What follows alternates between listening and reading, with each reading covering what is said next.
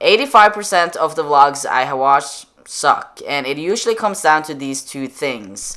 One, the technical and creative limitations that come with filming by yourself, and two, the awkwardness of vlogging and the lack of confidence.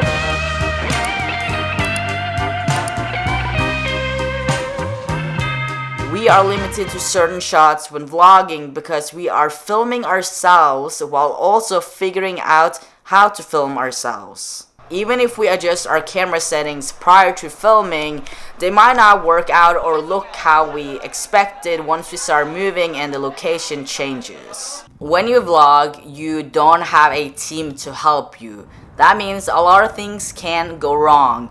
You don't have time to set up the perfect shots, do several takes, or the luxury of being alone. These are also the reasons why a lot of people are awkward and insecure. Now, I've been vlogging for over 10 years in a variety of different scenarios, from filming in foreign countries where I know very little about the place I'm in, to feeling insecure about having to speak in my second language. And at the same time, I've been editing videos for equally as long, and I had truly built a foundation when it comes to storytelling, cinematography, music selection, and how to create a high quality vlog. I would say there are three main aspects that will determine the quality of your vlogs, and that is how well you plan it, how charismatic you show up on camera, and finally the edit. Before we start filming, it is crucial that we plan out as much as we can. By checking off certain boxes,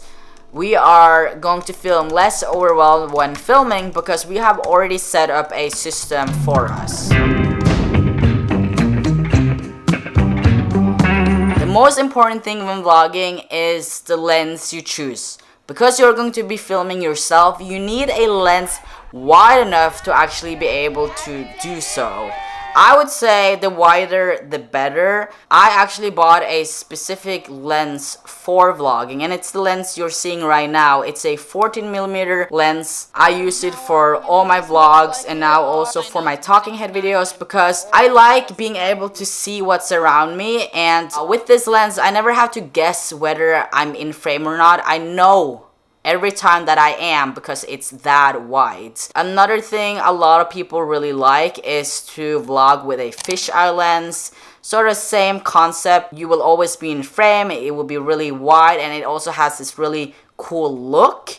But personally for myself, I wanted something a bit more versatile. I didn't want like the vignetting effect of it. I recommend investing in a zoom lens when vlogging because you can get several focal lengths in one and you don't have to carry a ton of gear. The whole point of vlogging is to have a minimal setup. I also recommend buying a camera with a flip screen, and that is what I have right now. It eliminates the guessing game whether you are in frame or not, whether you're in focus. So yeah, invest in those two things if you want to take vlogging seriously. If you want to make your vlogs fun and dynamic, you actually need to film more than just yourself. You have to film what you see using different focal lengths, different angles, different point of views. These types of shots can be establishment shots, close-ups of details, or something as simple as filming yourself walking in and out of frame. The more you switch it up, the more fun your vlog is going to feel like.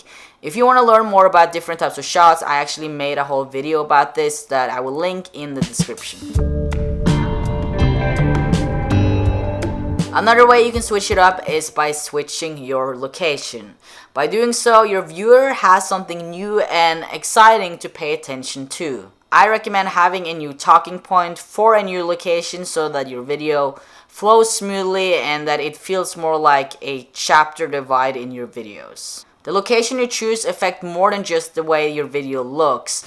It also affects your mood. If you decide to film at the beach, you're going to feel more relaxed. If you are going to film at a popular tourist spot, you are going to feel overwhelmed. So choose your location wisely.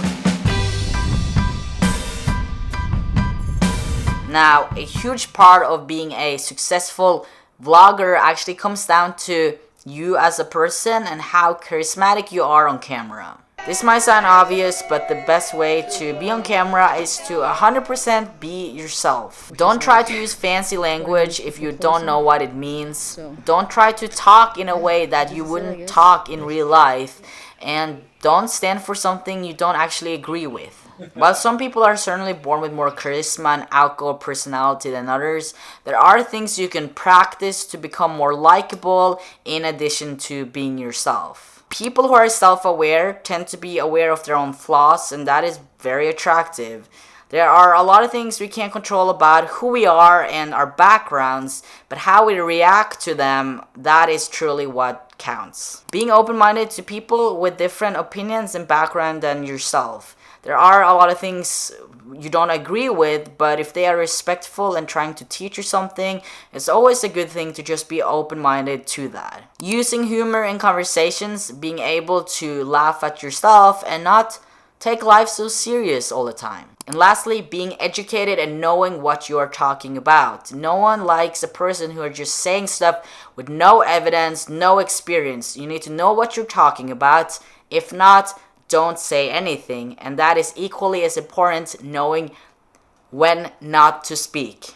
Lastly, let's talk about the biggest way you can make your vlog stand out, and that is in the editing.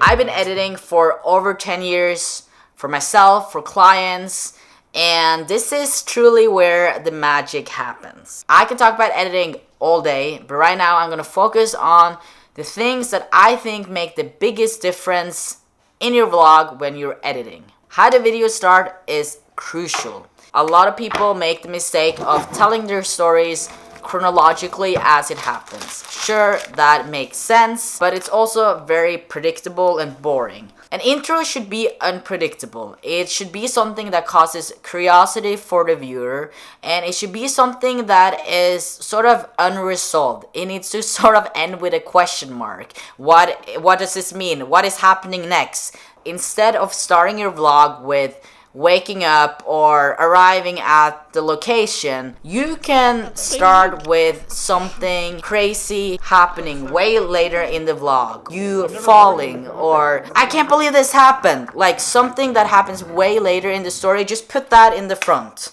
And then you can tell the story chronologically. Does that make sense?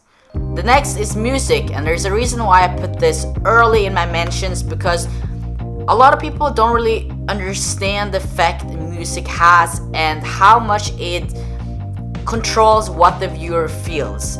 As important it is to find the perfect song that really supports your scene, it is also very important to understand when to not have any music at all. This is where a lot of beginners struggle.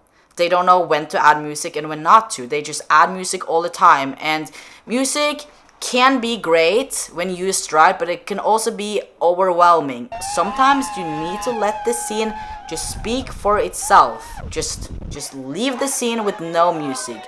I promise if you try in your next video to have no music, it will like change the dynamic and the power of those scenes. If you want to learn more about music and sound design, I actually made a way more in-depth video about this that you can check out, link in the description. The next thing is something that is sort of overlooked because it's not as obvious as the other things I have mentioned, and that is pacing. What is pacing? Pacing is the flow, the tempo, the cutting of your video, and a lot of people find a pacing pattern they really like. Typically, with music, they just cut to the beat of the song, and that's their pacing. And that's okay to do for a certain part of your video, for a minute or so, but you can't have the same type of pacing throughout your entire video. That is, again, predictable and boring. You need to change it up. If you want to know the secret to my videos, it's actually this. It's pacing. I love contrasts. For example, I love having 10 seconds of really, really fast cutting, and then a whole minute of just a one-take shot of it, just no cuts, just leaving it. If you watch professional videos, commercial or anything, you can see that the amount of changing in pacing to support like the feeling, it's like there are so many of them. Lastly, I love adding typography and text to my videos, more specifically bold typography. A lot of girls like adding handwritten text to their videos, often in a very light color, a light pink or beige or something like that, and that might look pretty for certain things, but they often don't work for videos because the contrast is not there and they're often hard to read, and you never want your viewer to not understand what they're reading. I'm a sucker for complementary colors. I pretty much just go on the color wheel and I go the complete opposite side of whatever the majority of the color of the frame I'm adding it to. A great way to use text for your vlogs is to use them as chapters, just like I did in this one. It's a great way to show that this is a new location, this is a new day, this is a new time, in a very creative way. And then a very last thing, if you want your videos to feel more personal, connected to your audience, it's also a cool way to add commentary to your own videos by adding like little text of you commenting on something you're saying or something that happened. Vlogging is so much fun once you get over that awkward, insecure stage and understand the full potential of vlogging.